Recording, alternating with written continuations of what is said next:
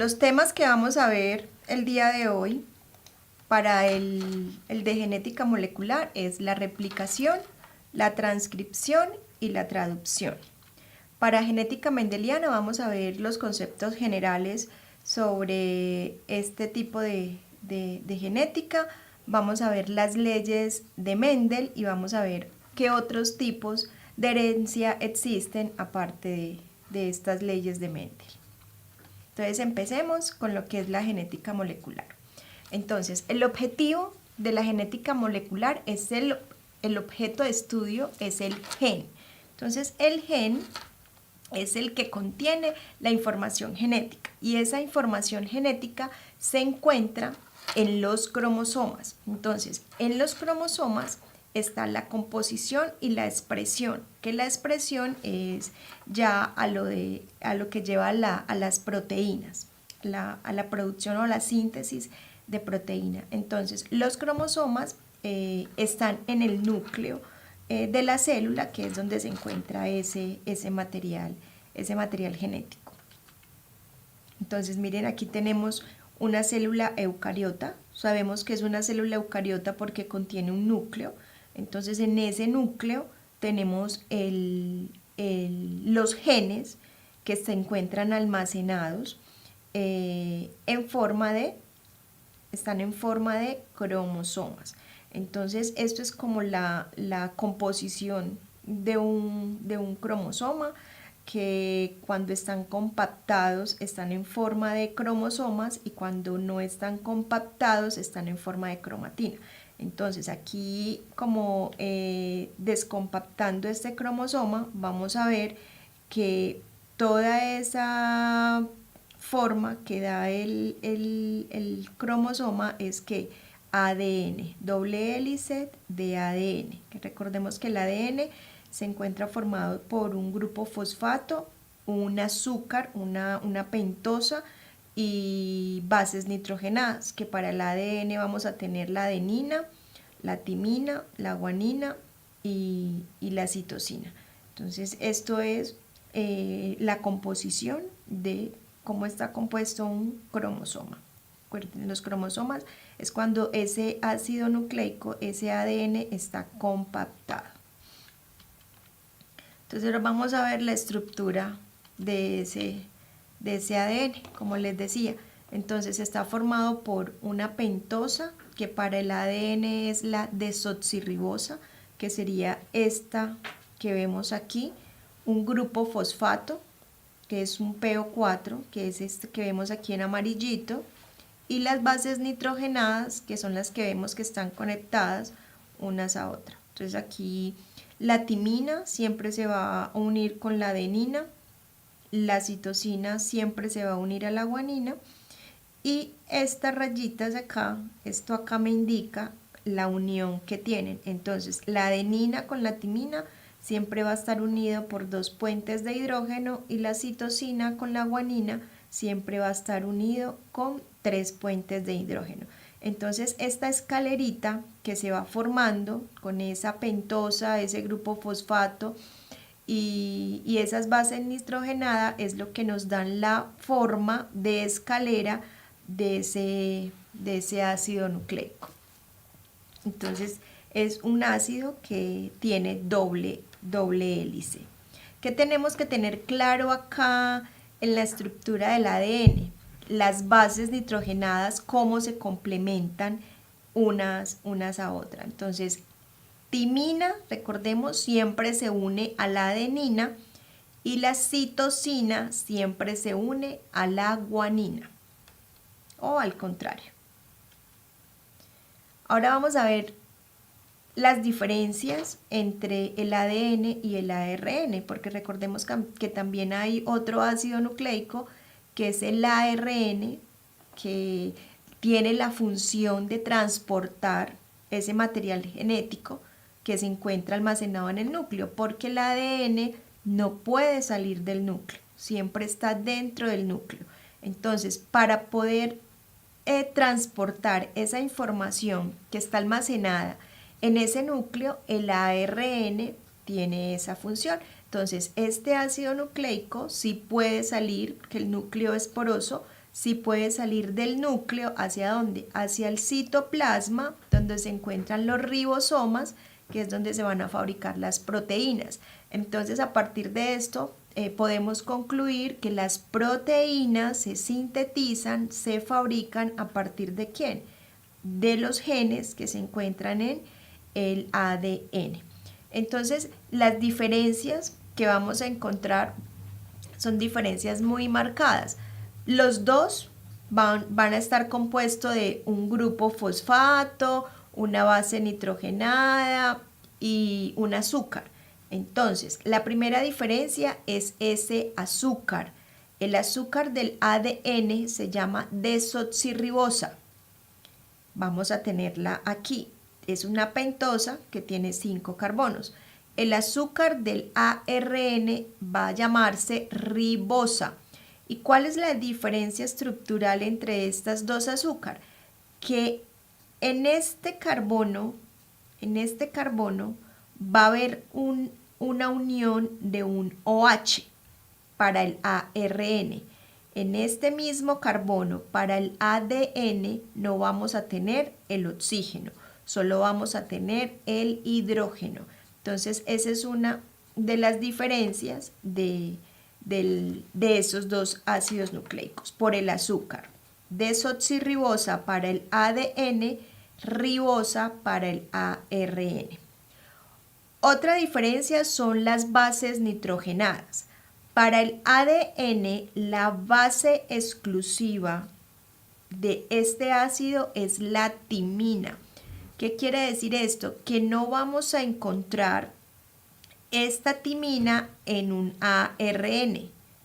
Lo mismo para el ARN, la base exclusiva es el uracilo. No vamos a encontrar en un ADN uracilo. Entonces, si nos dan un gen y tiene timina, yo puedo decir que ese es un ADN. Si me dan un gen y contiene uracilo, yo puedo decir que ese es un ARN. Y otra diferencia marcada es la doble hélice del ADN. Entonces, el ADN va a ser de doble cadena, que van a estar unidas con esas escaleritas, y el ARN es cadena sencilla, una sola hebra, no va a ser doble. Entonces, esa es otra de las diferencias entre estos dos ácidos nucleicos. Entonces, ¿cuál es el dogma central de la biología molecular? Muestra cómo se relacionan esos ácidos nucleicos y la síntesis de proteínas.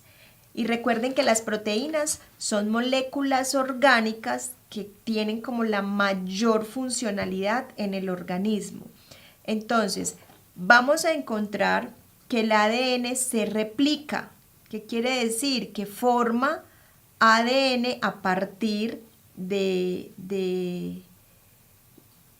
una cadena molde. Entonces, a partir de esa cadena molde va a formar otra cadena de ADN. ¿Y quién ayuda o quién contribuye a que eso pase? Enzimas específicas para hacer esa acción. Entonces, cuando el ADN se replica, todo esto se hace en el núcleo. Va a haber un proceso inicial que se llama transcripción. Entonces, ¿qué quiere decir transcripción? Que a partir de ADN se va a formar ARN. ¿Dónde se da el proceso de transcripción? Se da en el núcleo. Entonces, entran enzimas, comienzan a copiar la información que hay en los genes, en las cadenas de ADN y producen ARN. Eso se llama transcripción. Cuando se da la transcripción, que consiste de la forma más sencilla, la producción de ARN, ese ARN sale del núcleo. ¿Hacia dónde? Hacia el citoplasma. Luego que sale del citoplasma, ese ARN va a pasar un proceso que se llama traducción. se traduce esa información que trae el ARN proveniente del ADN ¿en qué? En proteínas. Ya esa proteína, cuando cumple todo el proceso de síntesis, va a tener una funcionalidad. Entonces, esta es como el resumen de cómo se da ese proceso de elaboración de proteínas a partir de ¿quién? De esos ácidos nucleicos. Entonces, como les decía, replicación, obtención de dos copias idénticas del ADN.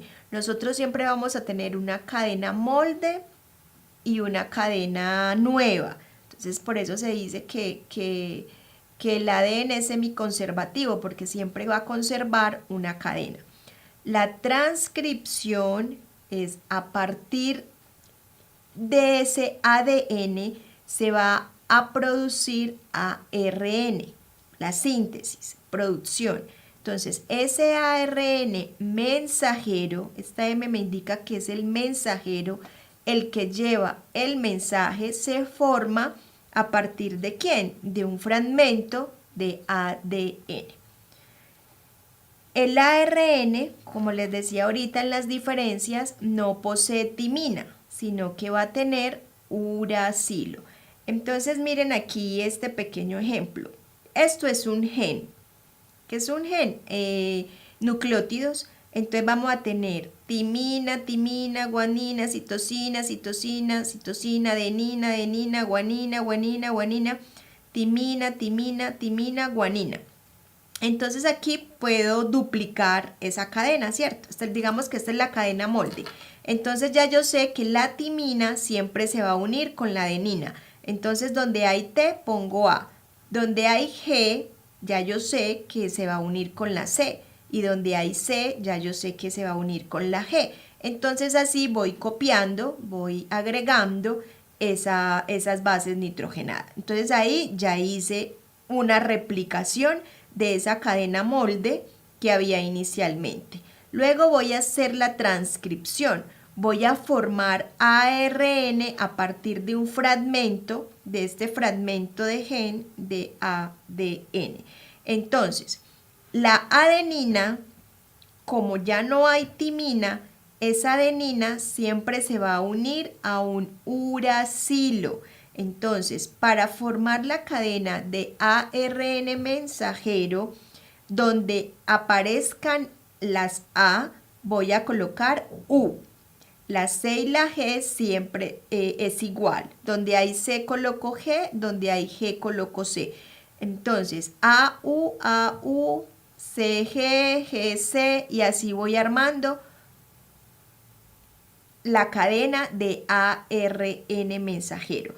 Entonces, este proceso es la transcripción. Ya yo tengo mi cadena, ya yo formé, ya se sintetizó esa cadena de ARN mensajero. Entonces, ahora esa cadena que fue elaborada se va a ir ¿a dónde? ¿A qué proceso? Al proceso de la traducción para que se forme la proteína y esa proteína vaya y cumpla una función en el organismo. Entonces vamos a mirar.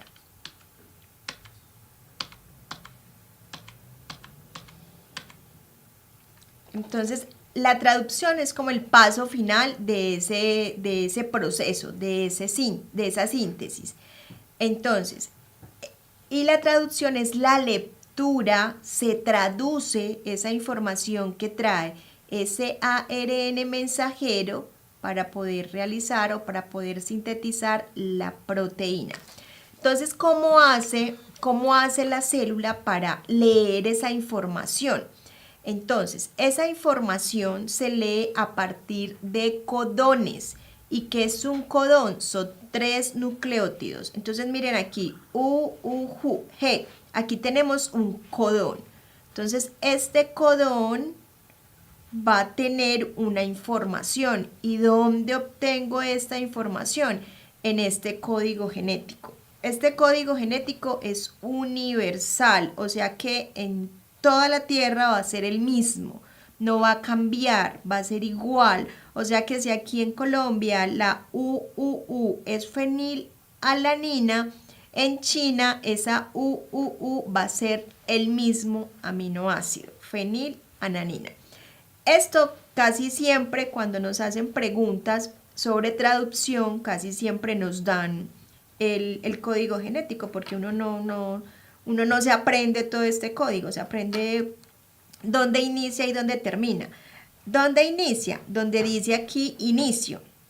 Entonces en la célula, cuando hay un AUG, ahí empieza a leerse la información.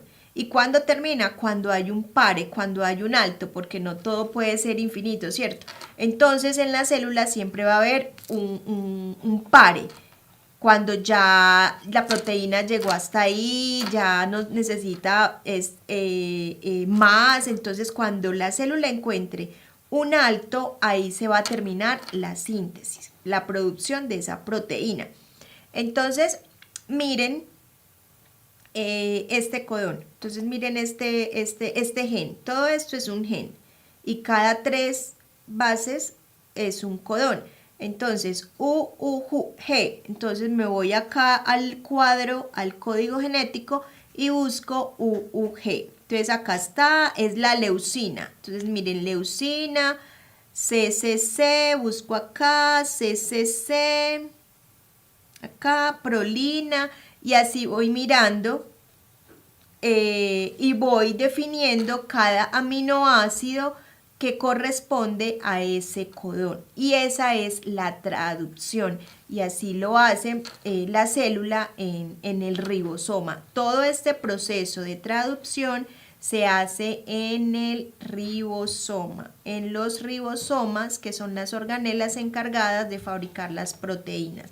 Entonces, miren que a partir de esa información que trae este ARN mensajero, se va a tener un aminoácido para la traducción. Se traduce esa información en un aminoácido y ya ese aminoácido va a formar una proteína específica.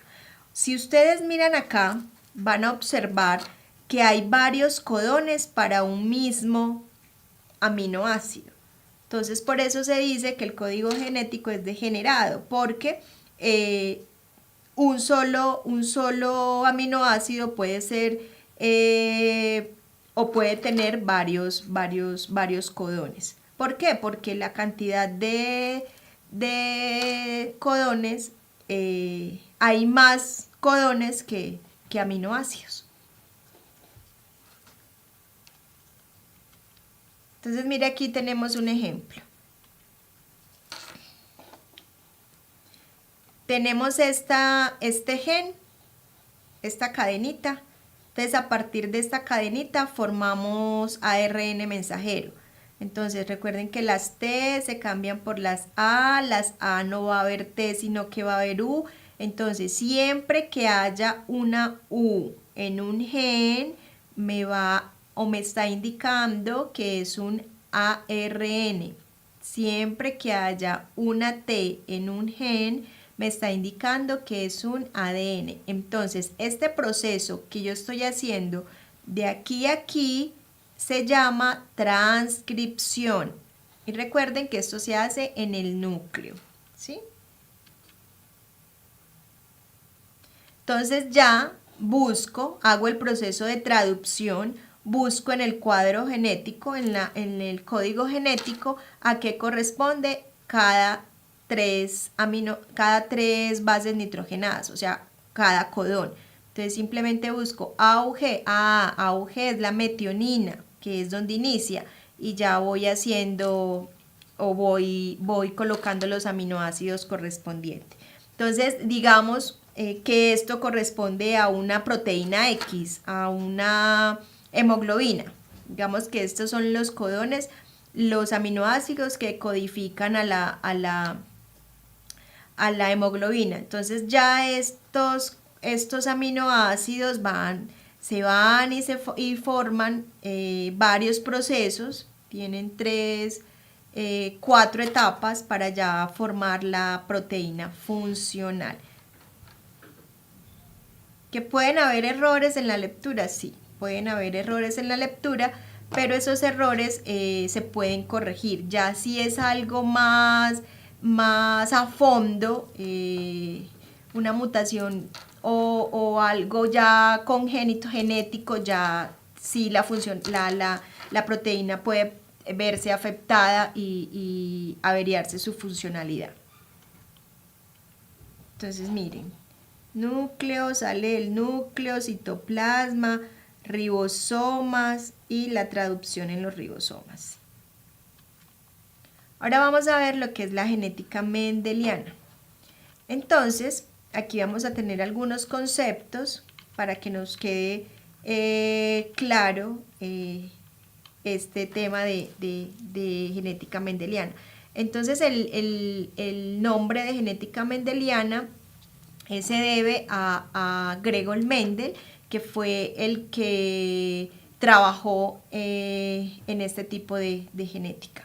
Entonces aquí tenemos que tener claro qué es un gen, qué es un alelo. Entonces un gen, recordemos que es una parte del ADN y que esa parte codifica para cierta característica. Entonces nuestros genes van a codificar una característica determinada. El alelo son las alternativas o las variedades que puede tener ese gen. Mendel trabajó con semillas de guisantes, porque eran como las plantas que se reproducían mucho más rápidos. Entonces él trabajó con el color de la semilla, con la textura, y fue haciendo a lo largo de los años sus 3 leyes que salieron pues de toda la investigación que él hizo. Entonces, cuando nosotros hablamos de haploide, estamos hablando de células u organismo con un solo alelo por gen. Cuando somos haploide tenemos un solo gen. Cuando somos diploides tenemos 2 alelos por gen. Entonces nosotros los humanos somos diploides, tenemos dos alelos por gen.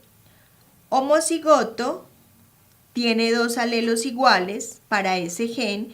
Heterocigoto presenta 2 alelos diferentes. Dominante es el alelo que se expresa cuando hay heterocigosis, o sea, cuando es heterocigoto, y recesivo es el alelo que queda oculto cuando hay heterocigosis o cuando es heterocigoto.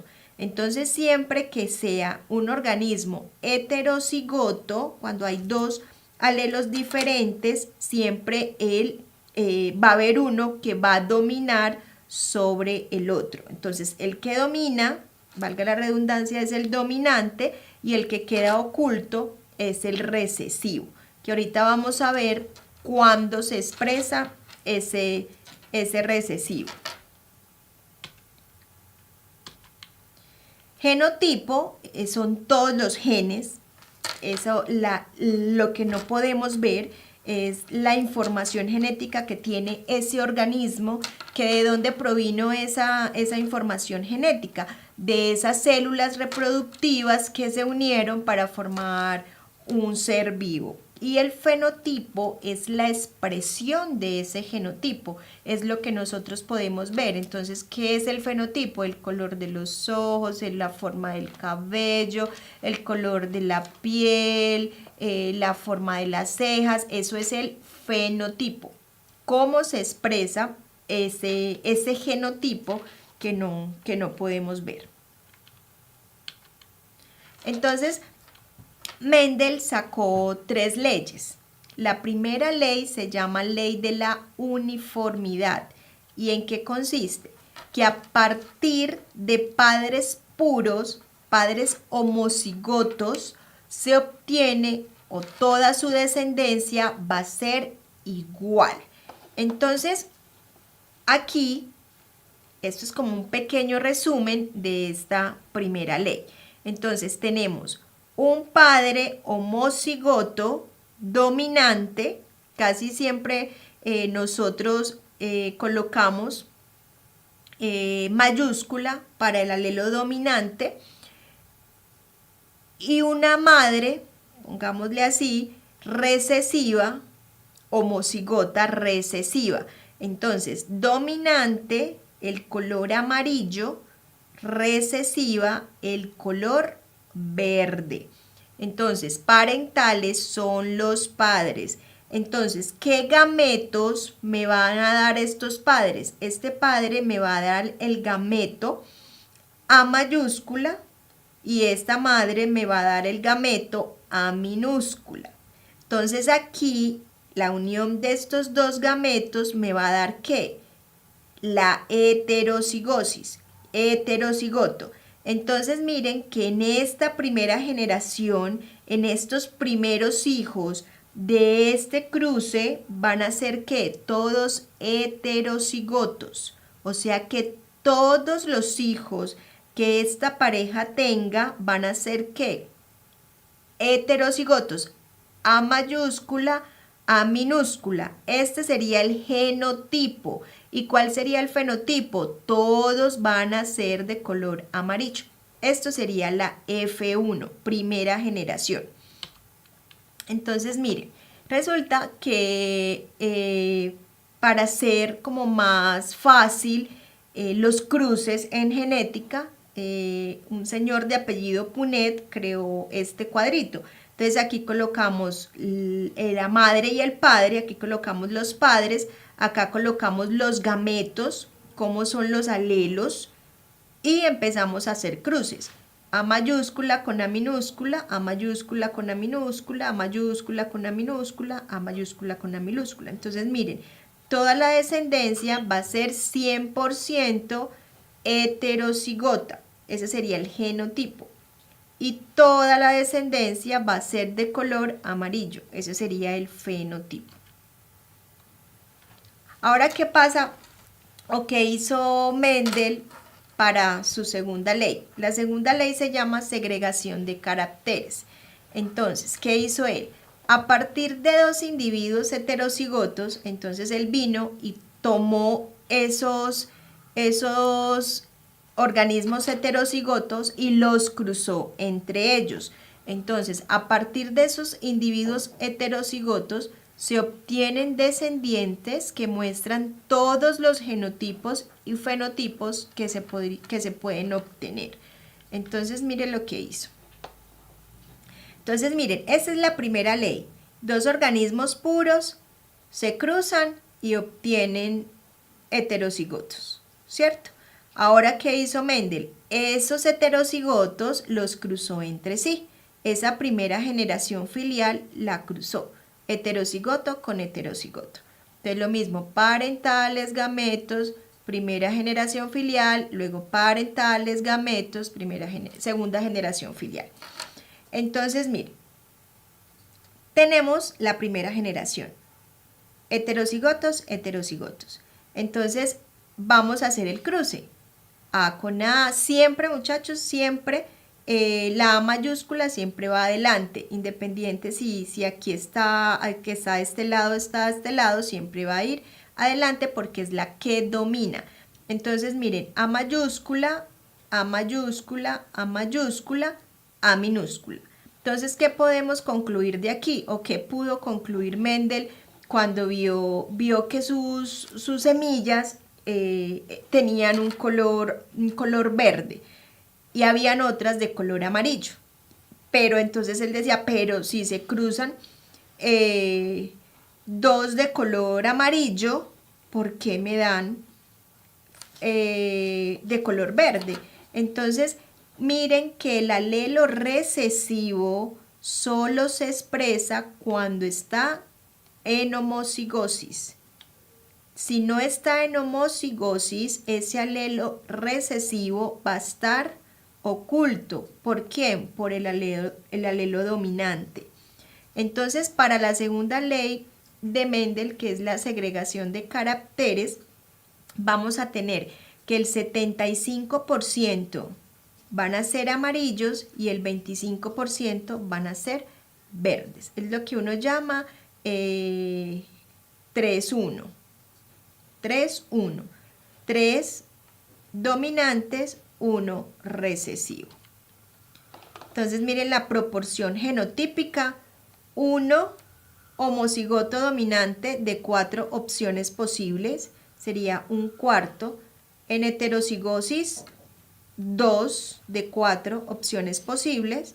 Y recesivo, 1 de 4 posibles. Eso sería la proporción genotípica. La proporción fenotípica, 3 cuartos, 3 de 4 posibles amarillas, un cuarto de 4 posibles verdes. Y esa fue la segunda ley.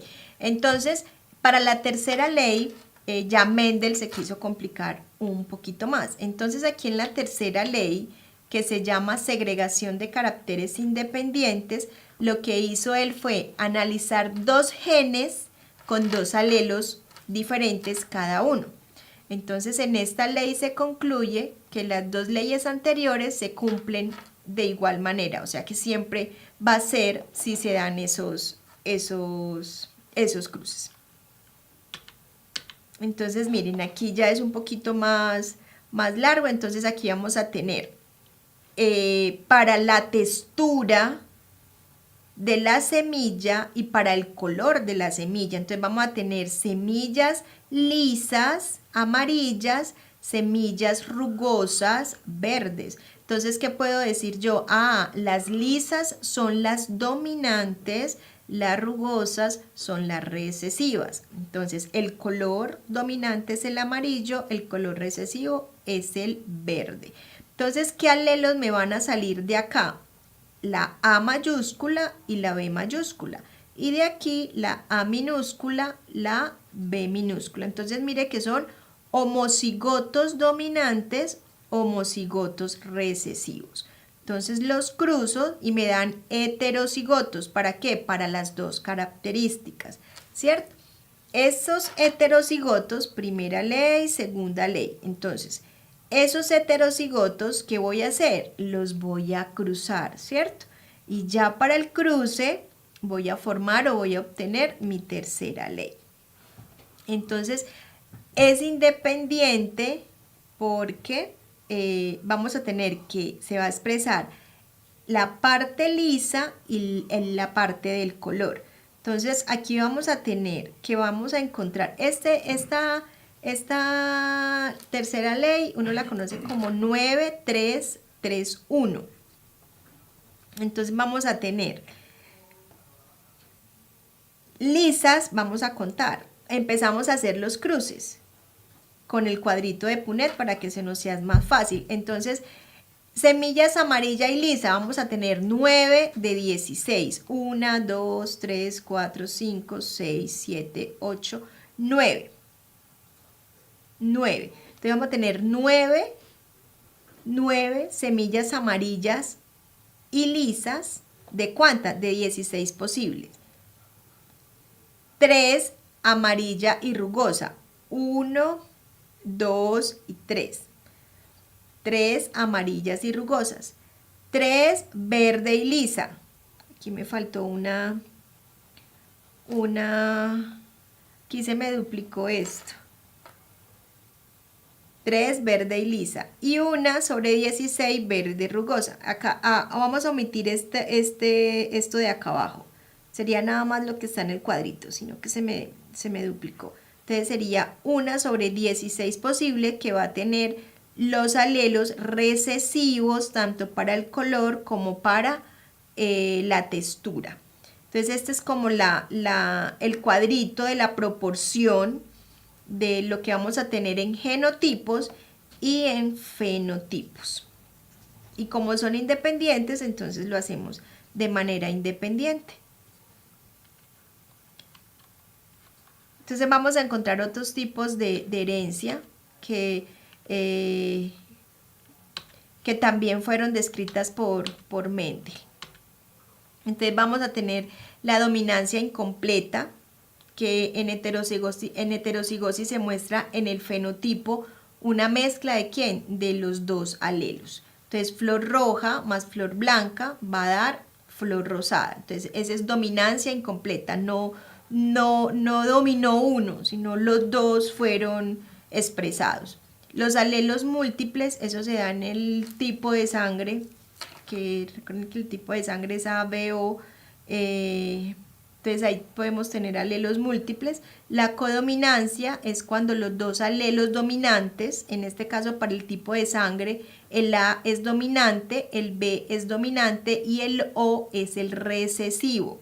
Entonces en la codominancia es cuando se expresan los dos dominantes. En este caso se expresa el A y se expresa el B. ¿Qué tipo de sangre sería ese individuo? AB. Entonces tiene una codominancia para ese carácter. Herencia ligada al sexo, son genes ligados a los cromosomas sexuales. Entonces vamos a encontrar que vamos a tener enfermedades que van a estar ligadas al sexo. Una de ellas es el daltonismo, que son las personas que no logran distinguir muy bien los colores. Entonces está ligada a esos cromosomas sexuales.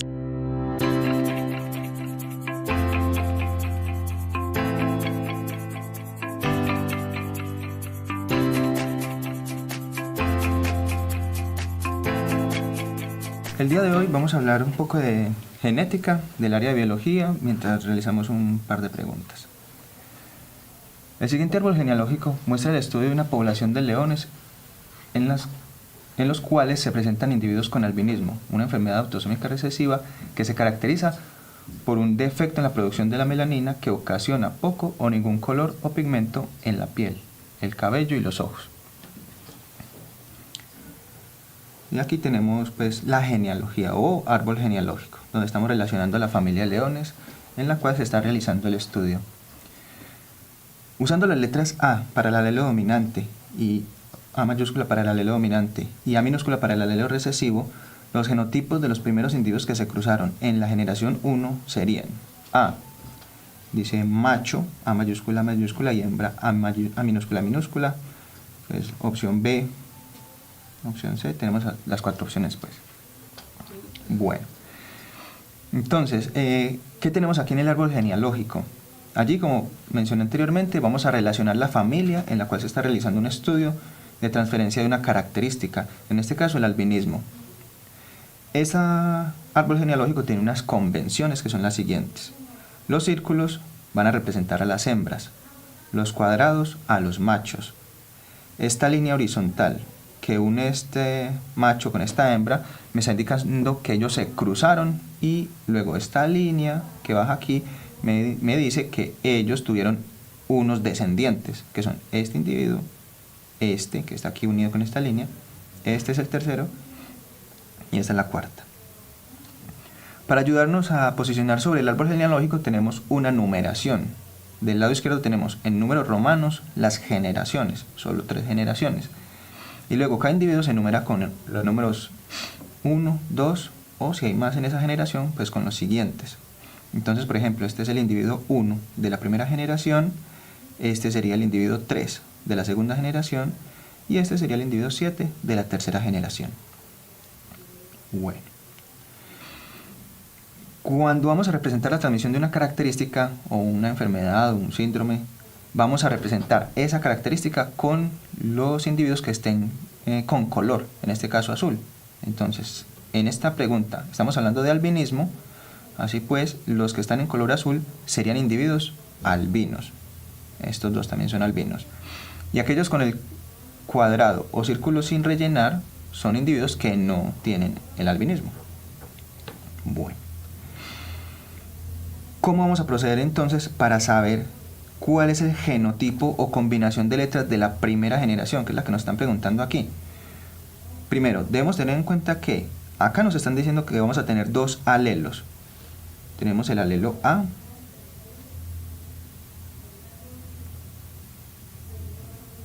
y el alelo A minúscula. Y estamos viendo aquí en las opciones que cada individuo tiene dos de ellos, sin importar la combinación. Miremos que por ejemplo este tiene las dos A mayúscula, este tiene dos A minúsculas y este tiene una y una. Entonces, con estos dos alelos, A mayúscula y A minúscula, ¿cuántas combinaciones posibles vamos a tener? Vamos a tener 3 posibles combinaciones. Tenemos o individuos que tienen A mayúscula, individuos que tienen A mayúscula, A minúscula, o también podemos tener individuos que tienen las dos A minúscula. Aquí están. Listo. Como la característica que nos están mencionando acá arriba, albinismo, es autosómica recesiva, eso me indica que solamente aquellos individuos que son recesivos para las dos características, o sea, estos que están aquí, solo ellos van a ser albinos.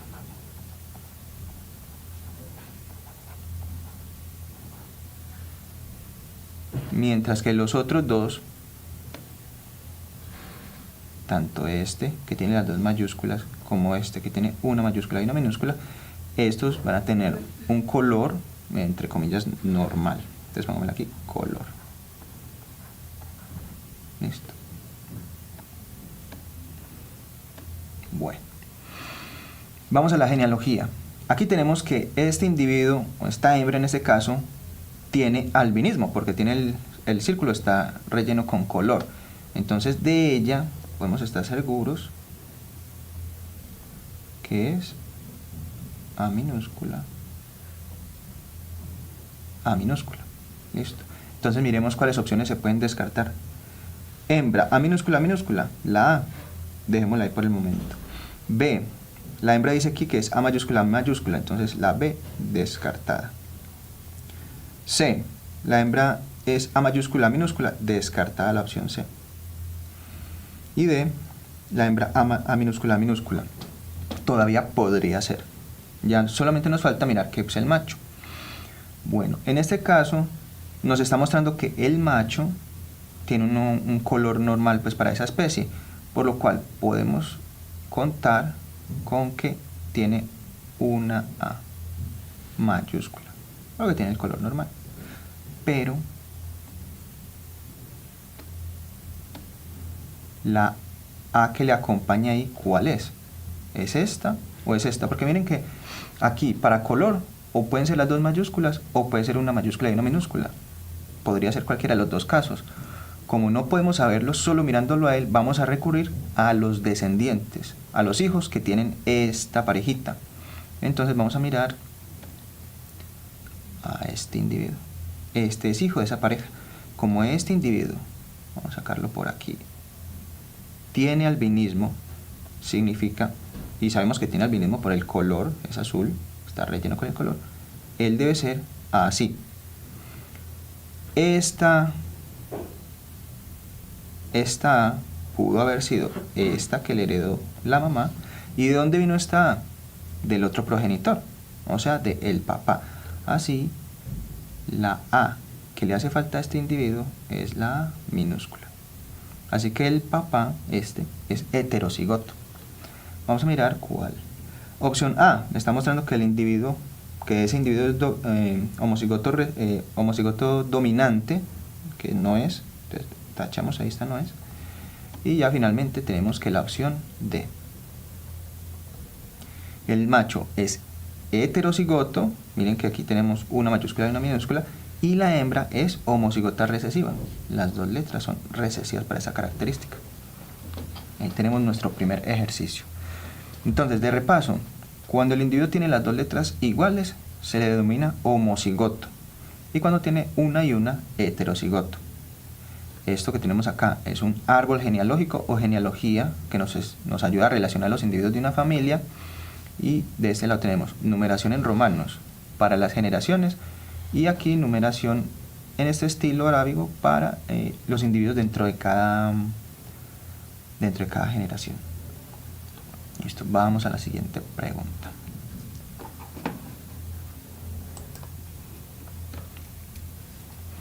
Bueno, esta pregunta también es de genética, pero es un poco más tirando hacia la parte de genética molecular. Entonces vamos a comenzar. Bueno, el ADN se duplica para formar más ADN, mientras que en la transcripción se forma ARN a partir de ADN. A partir de las cadenas de ADN se observan las secuencias durante la duplicación y la transcripción. Y se registran los datos obtenidos en la siguiente tabla. Y aquí tenemos la tablita. Aquí decimos que esto fue el resultado de una duplicación y estos son resultados de una transcripción. De acuerdo con los datos reportados en la tabla, ¿cuál sería la cadena resultante para la transcripción? Bueno. En estos ejercicios es muy importante recordar cuál es el apareamiento entre los nucleótidos. ¿Cuáles son los nucleótidos? Cada una de estas letricas que está acá me representa un nucleótido, que es una molécula muy grande, pero para simplificar estos ejercicios de genética solamente vamos a usar la letra inicial de su nombre. La C es de citosina, la A de adenina, la T de timina, la G de guanina. Y por acá tenemos una diferente, la U de uracilo. Entonces, ¿qué debemos tener en cuenta? Que en el ADN vamos a encontrar adenina, guanina y citosina. Y vamos a encontrar finalmente también en el ADN timina. Mientras que en el otro ácido nucleico, que es el ARN, encontramos adenina, guanina, citosina y uracilo. Muy importante esto. Los de arriba los encontramos en el ADN, los de abajo en el ARN. Nótese que solamente difieren hacia grandes rasgos, solamente difieren en este nucleótido. La timina nos ayuda a identificar cuál es ADN y el uracilo nos ayuda a identificar cuál es ARN. Y lo otro muy importante que debemos recordar en este tipo de ejercicios es el apareamiento de esos nucleótidos cuando se realizan esos procesos de duplicación o transcripción. Ese apareamiento va así. La adenina hace pareja con la timina, la guanina hace pareja con la citosina y la adenina, este va por aparte, pongámoslo por acá por aparte, este hace pareja también con el uracilo. Listo. Bueno, entonces, de acuerdo con los datos reportados en la tabla, ¿cuál sería la cadena resultante para cada transcripción? Entonces miremos cada parejita. Esta duplicación, este resultado de duplicación es de un ADN que en este momento no sale allí en la pregunta y no nos interesa. Y este resultado de transcripción es el resultado de transcripción de este ADN que sí tenemos. Y miremos a ver si sí se cumplen las reglitas que acabamos de mencionar. Pero copiémoslo como diferente. Aquí ponemos, voy a copiar esta primera. Citosina, citosina.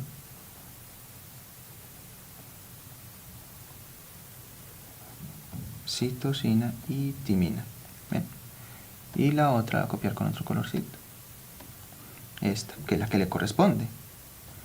Dice guanina, guanina. Entonces la copiamos aquí justo abajo.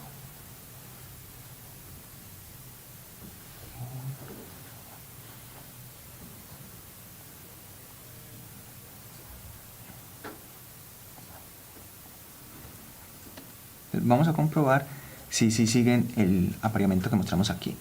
La adenina debe hacer pareja con la timina, la guanina con la citosina y la adenina también con el uracilo. Entonces miremos. Primero miremos la citosina, que es el único, el que no cambia. Citosina con guanina o guanina con citosina. Entonces miremos que esta cumple, está bien, esta cumple, está bien, esta también cumple y esta también cumple. Con guaninas y citosinas vamos bien. Ahora toca mirar las otras. Adenina con timina. Entonces aquí tenemos arriba timina con adenina, cumple. Ahí está bien. Porque recuerden, la cadena de arriba es la que es en ADN y esa sí puede tener la timina, entonces ahí vamos bien. Y esta también cumple, porque la timina está arriba, en donde está la cadena de ADN, entonces también cumple. Las otras, que es esta que falta, es donde debemos tener cuidado.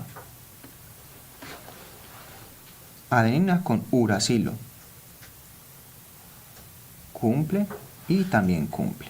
¿Ven? Entonces estas dos cadenitas de acá están perfectamente emparejadas. Esta cadena sí pudo ser un resultado de transcripción de la cadena que está a su lado izquierdo. Si ustedes revisan estas dos, va a pasar igual. Va a tener un emparejamiento, como se describe aquí con estas reglitas, de cada uno de sus nucleótidos. Y lo mismo va a pasar con esta. Entonces, ¿cuál es la que falta aquí? tenemos que mirar, yo cambio de color, tenemos que mirar cuál de ellas empareja bien, así como se ha hecho con los ejercicios anteriores, y mostrar la mejor cadenita. Entonces miremos, la A, ¿con quién debe hacer pareja? Tenemos aquí dos reglas, una me dice que con la timina y la otra que con el uracilo. Como lo que vamos a construir acá es un ARN, miren que todos tienen uracilo, son puros ARN, entonces la adenina debe ir con uracilo. Uracilo. Una siguiente A, también con uracilo. ¿Ven? Si de pronto no nos acordamos del emparejamiento, ustedes pueden volverse a otras de las cadenas anteriores y mirar. Miren que por ejemplo aquí la segunda es adenina. ¿Con quién se emparejó? Con uracilo. Aquí la última es adenina. ¿Con quién está emparejada? Con uracilo. Entonces esas pueden estar bien. En la tercera posición tenemos timina. Timina. ¿Cuál de estas reglas tiene timina? La primera. No importa que esté al revés. Entonces debemos emparejarlo con la adenina. Entonces aquí en la tercera posición ponemos adenina. Y en la cuarta tenemos citosina. Y en la siguiente tenemos otra citosina, o sea que vienen dos guaninas seguidas. Guanina y guanina. Entonces vamos a separar un momentico acá. Tenemos uracilo, uracilo, adenina, guanina y guanina. Dejémoslo hasta ahí. ¿Cuál de las opciones es la que concuerda con la cadena que estamos construyendo? Entonces miren que la opción A no concuerda allí. La opción B concuerda hasta aquí, que hasta aquí es donde la estamos haciendo.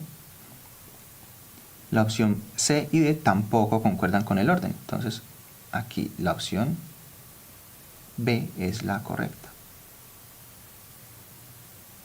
Listo. Ahí está nuestro ejercicio ya hecho. Para recordar, entonces, muy importante, debemos tener en cuenta cuál es la diferencia entre el ADN y el ARN de acuerdo a sus nucleótidos. Y el único par que nos permite hacer esa diferencia son la timina y el uracilo. Timina para el ADN, uracilo para el ARN. Y también las parejas nos ayudan mucho a hallar, pues, a concretar los ejercicios. Adenina con timina, guanina con citosina, y cuando estamos construyendo ARN, la adenina debe ir con uracilo. Y hasta ahí nuestro ejercicio de genética molecular. Vamos al siguiente. Bueno. Aquí tenemos este ejercicio que tenemos unas gráficas con una tabla. Entonces, vamos a ver, debemos mirar cuál gráfica corresponde con cuál tabla. Miremos ahí la pregunta. Un grupo de estudiantes comienza a documentar dos características de cierto tipo de plantas para determinar cómo es su patrón de herencia. Las características estudiadas fueron la longitud del tallo y el color de las flores. Para cada una de ellas existen dos variantes, así, plantas altas y bajas y flores rojas y blancas. Los datos fueron recopilados en la siguiente tabla. Y aquí tenemos la tabla. Especie 1, tenemos 55 individuos que son altos con flores rojas. 18 individuos que son bajos con flores rojas. 18 individuos que son altos con flores blancas y solo 6 individuos que son bajos con flores blancas. Y también tenemos datos para la especie 2, 42 para esa primera combinación, 14, 14 y por último 5 para esta combinación de características. Bueno, para nosotros saber cuál es la gráfica que corresponde con la tabla, debemos mirar varias cosas. Por ejemplo, cuáles son las variables que están en la tabla y cuáles deberían ir en la gráfica. Debemos mirar también los valores que correspondan, porque pueden que sean las dos variables las mismas, pero con valores diferentes. Y lo otro también que podríamos tener en cuenta es que si yo llego tal vez a una gráfica que parece que se puede sacar de esa tabla, tenemos que mirar si podemos construir esa tabla de la misma manera, porque podríamos construir una tabla levemente diferente y ya vamos a mirar en cuál es la que nos muestra eso. Bueno, entonces la primera opción, tenemos aquí una gráfica un poco extraña que de pronto, así por ser rara, nos llama la atención, pero como les digo, tenemos que mirar si están las especies, aquí tenemos especie 1 y especie 2, y si están bien representados esos valores. Y en esta gráfica nos está mostrando que los valores están como apilados. No tengo los 55 individuos de la especie 1 en un lado y los 42 individuos de la especie 2 por otro, no, todo eso está sumado acá.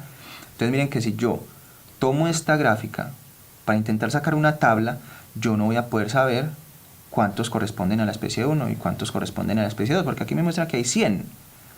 ¿Pero qué? ¿100 qué? ¿50 de 1 y 50 de la especie 2? ¿O serían 60 de la especie 2 y solamente 40 de la especie 1? Entonces ese es el problema. Aquí están mezclados sin hacer esa distinción, entonces no es una muy buena opción de tomar esta tablita. Perdón, esta gráfica.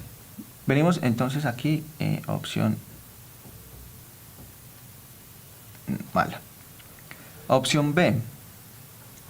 Vemos aquí en el encabezado que están diferenciadas la especie 1 y la especie 2, especie 1 en color rojo, especie 1 en color azul, especie 2 en color rojo. Bien, ahí se hizo la diferencia. Aquí en cada una de las combinaciones de las características también se está haciendo la diferenciación. Miren que aquí están todos los individuos para la especie 1 y aquí están todos los individuos de la especie 2 para esa combinación de características, o sea, altas con flores rojas. Toca mirar si los valores concuerdan. La especie 1 tiene 55 y la especie 2 42. Entonces vemos que aquí estamos en la línea dice 40, estamos levemente por encima de esa línea, entonces hay 42 para el rojo. Y esta otra está muy por encima, casi llegando al 60, entonces muy probablemente es 55. Ahí están muy bien estos dos.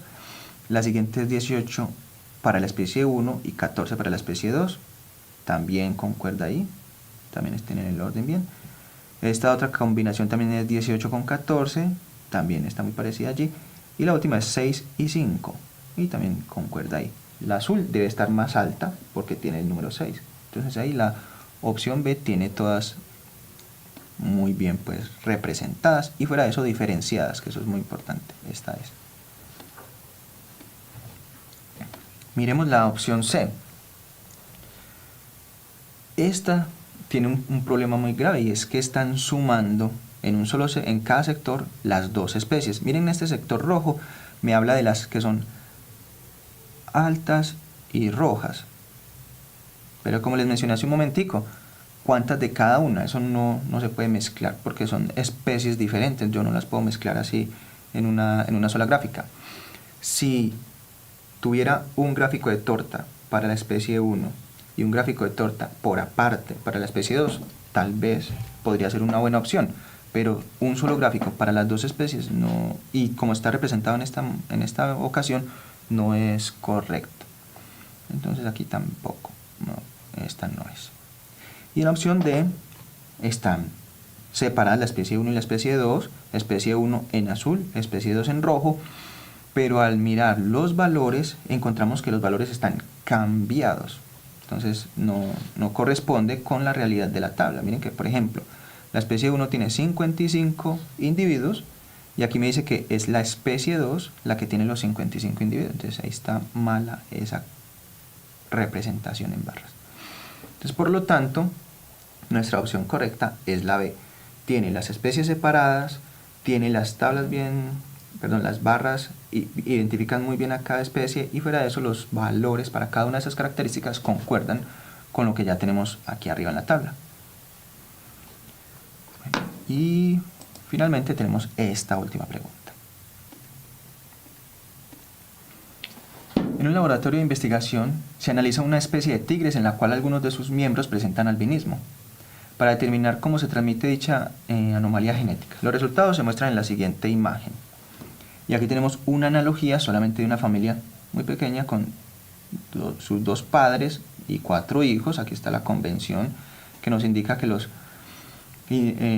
símbolos sin rellenar son los sanos o los que no presentan la condición, y los individuos que tienen el símbolo relleno con color, en este caso negro, son los que presentan esa condición de albinismo. Los investigadores concluyen que esta enfermedad se transmite por línea materna. Un error que presenta la metodología de la investigación es que A. Se estudiaron muy pocas generaciones. B. Solo se estudiaron las hembras. C. No se analizaron en varios hábitats.